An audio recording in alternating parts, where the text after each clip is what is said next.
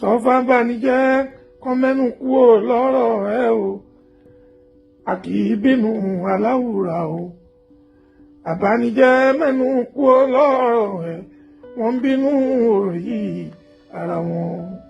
Ìdí ọ̀rọ̀ rèé o ẹ̀yin èèyàn, ẹ súnmọ́ bí ìdí ọ̀rọ̀ rèé nípa awuyewuye tó ń lọ lórí ìgbéyàwó Alhaji Wasiu Ayinde àti Madam Emmanuella Ropo tí wọ́n ń lọ káàkiri lórí ẹ̀rọ ayélujára ní àìpẹ́ yìí wípé ìgbéyàwó ọ̀hún ò fẹ́ dán mọ́rán mọ́ bíi ti gbà kan bí ìgbà tí wọ́n ṣẹ̀ṣẹ̀ bẹ̀rẹ̀. ẹ̀yin èèyàn, àṣé 50th birthday party tí Dr. Aminat Anako Ọ̀dọ̀fin tí ń ṣe ẹ̀gbọ́n sí olórí Mariam Ogunwusi tí wọ́n ṣe láìpẹ́ yìí. Lóòótọ́ ṣe mọ̀ wípé Dr. Aminat pé ọkọ wọn ti ṣàìsí, bẹ́ẹ̀ ni widow ni wọ́n. So birthday party tán ṣe láìpẹ́ yìí, fídíò tán ṣe níbi tí àwọn àtàlájì Wasiu Ayinde nígbà tàlájì Wasiu Ayinde tí wọ́n lu àlùjọ fún wọn tí àlùjọ yẹn ń wọ̀ wọ́n lára gidi gan. Ijó tán wá ń jó tán ṣe kùrùkẹrẹ mọ́ Alhaji Wasiu Ayinde. Fídíò ọ̀hún gangan bẹ́ẹ̀ ṣe wò lórí screen yẹn ẹ máa rí báyìí bẹ́ẹ̀ ṣe wọ́n gangan lọ̀dálẹ̀ kó lé wàhálà. Àmọ́ ẹ̀yin èèyàn gan ẹ burú o, torí tẹ bá rí under comment section fídíò yìí ẹ̀yin gò lànà àwọn èèyàn burú o, just harmless dance táwọn méjì kan jọ jó ẹ̀sìn yí ẹ̀sìn tọ̀nà ẹ̀sìn sọ́ọ̀dì nǹkan mi. Òun ló fà á tí gbogbo awuyewuye ẹ fi ń go round wípé ó dàbí ìgbà wípé chemistry kan wà láàrin Dr. Aminat Anako àti Alhaji Wasiu Ayinde. Ká sì mọ́ parọ́ lóòótọ́ ẹ̀yin èèyàn wa.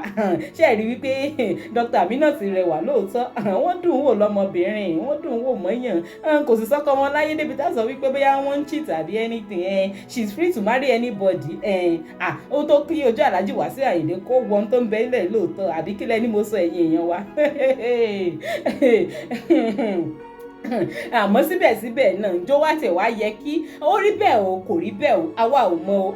Mo kàn ń ṣàlàyé bí nǹkan bó ṣe dàbí pé nǹkan awuyewuye rúmọ̀ yẹn ṣe bẹ̀rẹ̀ ni òun mò ń ṣà láti ṣàlàyé fẹ́yìn èèyàn wa. Mi sọ wípé ó rí bẹ́ẹ̀, mi dẹ̀ sọ wípé kò rí bẹ́ẹ̀, ṣó yé yín. So ṣùgbọ́n even kó tẹ̀ wá rí bẹ́ẹ̀, ṣó yẹ kí Madam Emmanuella Ropo kan fi ọ̀rọ̀ yìí ṣèbínú ṣá ẹ̀yin èèyàn wa? Ṣó yẹ kán fi ṣèbínú torí kéèzì òun fẹ́ dàbí olè gbà ó dàbí pé kéèsì olè gbà ni. Àwọn náà gba Alhaji Wasiu Ayinde lọ́wọ́ ẹnìkan ni. Ó yẹ kán náà àwọn náà ti mọ̀ wípé tán bá ìtàn lọ̀rọ̀ yìí, gbogbo ọ̀rọ̀ pé ó fẹ́ dolórí, ó fẹ́ di aya olóyè ó fẹ́ di aya olóyè olórí ọmọ ọba Akilẹ̀ Ìjẹ̀bú. Ó yẹ kán mọ̀ pé tán bá ìtàn ni. Àwọn kan ló ti kọ́kọ́ lo tọ̀nà òun káwọn tó dé, definitely àwọn kan náà ni ó tún wá lògbà tiwọn lẹ́yìn tiwọn. Sure banker ni.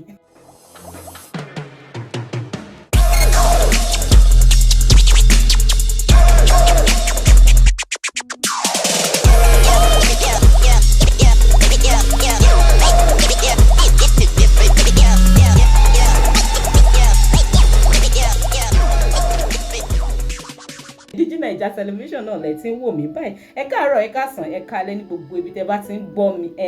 Ẹ má wàá gbàgbé tẹ́ ẹ bá ti subscribe tẹ́lẹ̀, ẹ máa subscribe kẹ̀dẹ̀ máa follow wa ní gbogbo channels wa. Ẹ like fídíò, ẹ fi rọ́kàn yín sí comment kẹ̀dẹ̀ máa share fídíò kó máa lọ káàkiri. Gbogbo àwọn tí ò tí mọ fídíò ọ̀rọ̀ gangan ṣe jẹ́ ẹ jẹ́ kán máa mọ bó ṣe ń lọ. Bí mo ṣe wá ń sọ lọ ẹ̀yin èèyàn, ṣó yẹ kí Madam Emmanuella Ropo kan fi ọ̀rọ̀ yìí ṣèbínú rárá ṣá? Because tàṣọ́tọ̀ fi nàyà lé ni ó ń bẹ lórí àjà fún ìyàwó. Èèyàn tó obìnrin tó bá ti wà kan tó ti feel comfortable láti gbọ́kọ̀ lọ́kọ, ó yẹ kó náà ti ní back of her mind wípé tó bá dọjọ́ kan ọkùnrin tó ń gbà easily yìí, because àṣẹ lè sọ pé wọ́n gbọ́kọ̀ yẹn gan, bí ọkùnrin ló máa decide pé lágbájá ni mo fẹ́ fẹ́ at a particular time. Nígbà tá Alhaji Wasiu Ayinde sọ pé okay tọ́ọ̀nù ti yín ló kàn, Madam Emmanuella Ropo kò sẹ́ni bọ́ọ̀dì tó bá yín drag ẹ wọlé peacefully ẹ dẹ̀ ń enjoy. Nígbà tí wọ́n sọ pé ó da àwọn tó ti rí àrọ̀ míì náà lódò táwọn fẹ́ pa, ó yẹ kẹ́yìn náà understand náà, ó yẹ kó yé yín bí nǹkan ṣe ń lọ. Àbí kí lẹ ní mo sọ ẹ̀yin èèyàn wa? Lóòótọ́ àmọ́ bóyá rúmọ̀ yìí ò tọ́ ni àbí kìí àbí irọ́ ni, but from the video àti comment táwọn èèyàn comment lọ́dà fídíò yẹn, ẹ̀yin náà tẹ́ bá go through ẹ̀ rí wípé ó dàbí ìgbà wípé nǹkan tó fa awuyewuye gan-an nìyí àbí.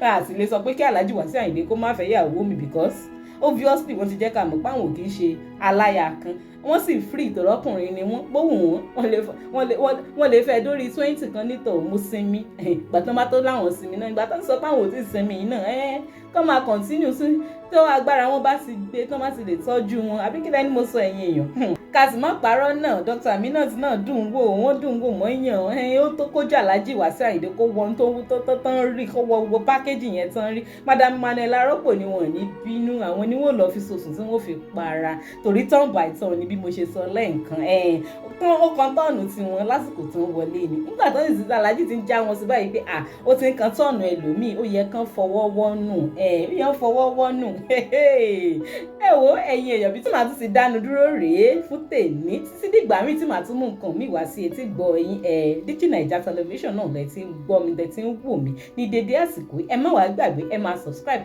kẹ̀dẹ̀ máa follow wa ní gbogbo channels, ẹ like fídíò wa, ẹ fèrè ọkàn yín sí comment kẹ̀dẹ̀ máa share fídíò yìí kó máa lọ káàkiri. Ẹ jẹ́ káwọn tí ò mọ bó ṣe ń lọ kàn máa mọ bó ṣe ń ṣẹlẹ̀ gangan. Ire o.